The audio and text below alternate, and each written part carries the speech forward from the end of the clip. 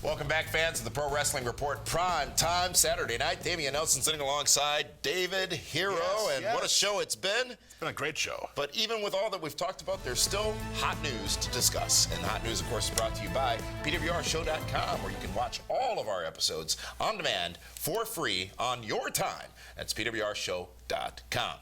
WWE has announced more details on the highly anticipated Cruiserweight series coming up to the WWE Network. Most importantly, the team of Mauro Ranallo and Daniel Bryan will be hosting the series, which starts on July 13th, 1 week before the draft, and running until September 14th with a live 2-hour finale on the network. Great pairing to host that show. Two guys that have just made it fun to watch. Yeah. I mean, Daniel Bryan, it'll be great to have him back. He's a cruiserweight at heart. Yeah. And it's gonna be an interesting tournament because it's a bunch of unknown talents.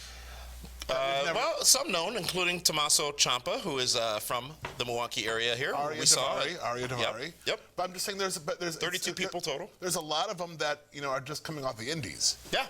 That's a good thing. Mm-hmm. What happens after the Cruiserweight series, though, David Hero? I think some of those guys will wind up on SmackDown and Raw. They have to, don't they? Yeah, they do.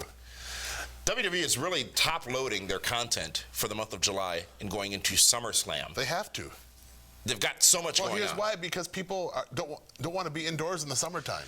That's true. Very smart. Give them a reason, to be on the network. Here's an interesting morsel as well. 24% of WWE's business right now, their revenues, are coming from the network.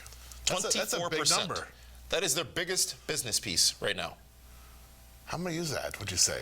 24%? No. They've got about they expect to be at 1.5 million subscribers at the end of, they gave updated guidance that's 15 earlier million in the a week. month. I can't do that math that quick. You just add a zero. Oh, I forgot. You're a teacher. I'm close. I'm 72 credits away from being done. Folks, Jerry Lawler has been absent from WWE programming due to a recent arrest for domestic violence. Jerry Lawler and his fiancée were arrested late last week, and both have been ordered to stay away from each other during the investigation. WWE has suspended Lawler indefinitely as a result of the charges against him. Bad spot for Jerry to be in. 66 years old. And and she's 27. Do that math. Yep. I've been around Jerry a lot. I consider Jerry a buddy, a pal. I just don't see it. His story is so believable. He says she got home drunk. She was attempting to leave. Didn't know what her whereabouts were when she was attempting to leave. Didn't want her to drive. Took the keys. Restrained her. It's a believable story. Jerry doesn't drink. No. Jerry's never had a history of any violence like this. Jerry has too much to lose. He has too much to lose, and he was doing, again, she hasn't said anything. He has said a lot. He was doing the right thing, it seems, but the charges are still pending against him. Right. Ring of Honor Wrestling has announced the departure of a top star from the company. Roderick Strong, who's also endorsed, by the way, will be leaving the company with his last event occurring tonight. Now, Roderick has been with the company for well over a decade, David Hero, and again, timing's everything. What do you think's next for Roderick Strong if he stays in wrestling? I believe NXT is calling him.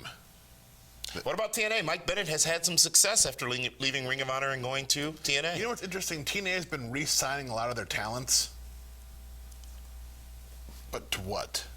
Seth Rollins is set to be a part of the latest installment of the sci-fi movie series Sharknado. The WWE star will be one of many other stars making appearances in the movie, which stars Tara Reid. Sharknado 4 premieres on July 31st. How does this happen? In ratings news this week, WWE saw peaked interest after the Money in the Bank event, drawing 3.5 million viewers, up 500,000 from the prior week. Now, it should be noted that WWE was not competing against the NBA playoffs as they were last week. Congratulations to Cincinnati, by the way, for winning the NBA championship. No, it's the Cleveland Browns, okay? No, the Cincinnati Cavaliers. Is that who it was? Yeah, absolutely. Oh. And that's it for this week's Hot News, folks. But how about the Diamond of the Ring? I got a Diamond of the Ring. I have this week's Robert Hagg Diamond of the Ring. It's no big surprise to any of you. It is the brand spanking new WWE World Heavyweight Champion. This is happening. Right here as I sit.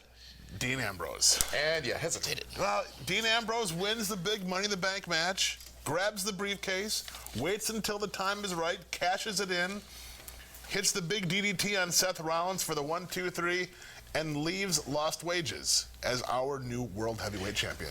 I am so elated that you selected Dean Ambrose as your Diamond of the Ring. Well, it's painful because he's the guy that is going to cost me the draft.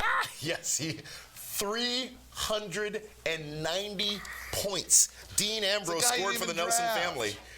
Just this past Sunday at Money in the Bank. It wasn't an afterthought. It was strategic. I cashed in during the draft, much like he cashed in at Money in the Bank. I'm sick of all these cashing ins. Speaking of the draft, let's get an update as to where the scoring stands as of today.